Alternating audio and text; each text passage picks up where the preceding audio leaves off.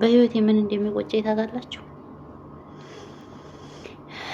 በህይወቴ በጣም የሚቆጨኝ ነገር ምን መሰላችሁ? ሰው አለምንም ምክንያት እኔን እንደማይወደኝ ሳውቀው። ከኔ ጋር የሆነ ነገር ከሌለው ምንም ማንም አይወደኝም።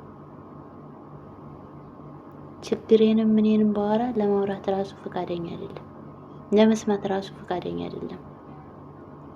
በህይወቴ በጣም የሚቆጨኝ ነገር ቢኖር የሚወደኝን አለምንም የሚወደኝን ትቼ በጥቅም በተለያየ ነገር የሚወደኝን ይወደኛል ብዬ መጠበቄ።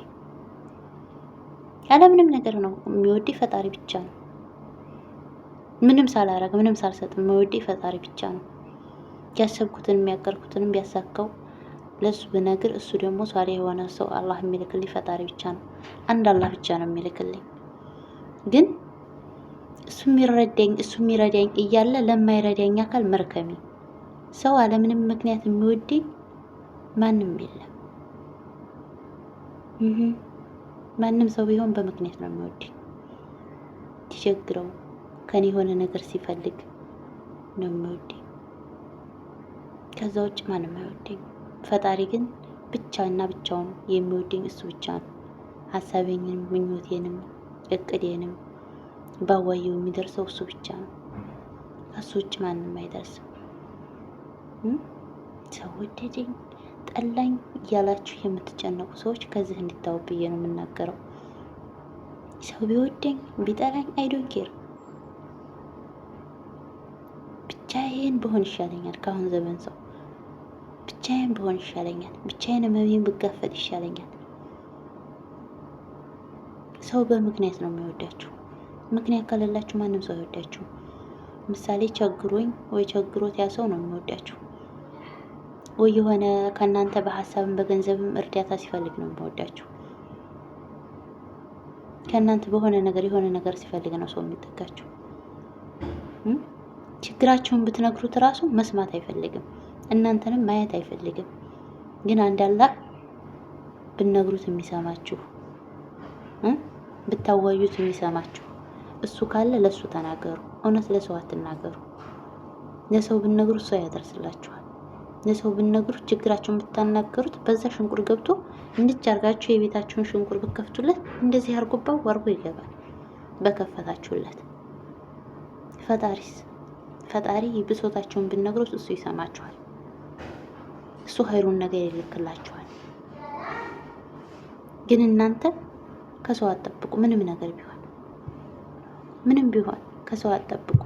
ሰው የሚቀርባችሁ ከእናንተ የሆነ ነገር ሲፈልግ ነው። ሰው የሚያደርግላችሁ ከእናንተ የሆነ ነገር ሲፈልግ ሲከጅል ነው። ፈጣሪ ግን አለ ምክንያት ነው የሚወደንም የሚያደርግልንም አለ ምክንያት ነው። ሰው በማንነታችሁ ማንም አይፈልግም። አሁን ላይ በጥቅም በተለያየ ነገር ነው። እናንተም በሆነ ነገር ነው ሰው የሚፈልጋችሁ። ይህን ብዬ ያልኩት ሰው ወደደን ጠላን እያላችሁ ጭንቀት ለሚይዛችሁ ሰዎች፣ ብሶቴን ችግር የለ ሰው ካልተናገርኩ የምትሉ ሰዎች፣ ሮሩ የማሲንቆ ሮሯቸውን ብነፉበት ላያችሁ አይፈልግም። በመነገጧቱ ሀፊቱ ራሱ እንዲያገኛችሁ አይፈልግም። ችግራችሁን ካወራችሁት አይፈልጋችሁም። እንዲያችሁ ራሱ አይፈልጋችሁም። እንኳንስ ሊረዳችሁ ይቺ መከረኛ መጣችብን፣ ይሄ መከረኛ መጣብን ነው የሚሏችሁ። ስለዚህ ለሰው አትናገሩ፣ ለአላህ ተናገሩ። ለፈጠራችሁ ፈጣሪ ተናገሩ። እሱ ይፈታላችኋል። እሱ መልካሙን ነገር ይልክላችኋል። የፈጠረን እሱ፣ የሚያኖረን እሱ፣ የሚወስደን እሱ።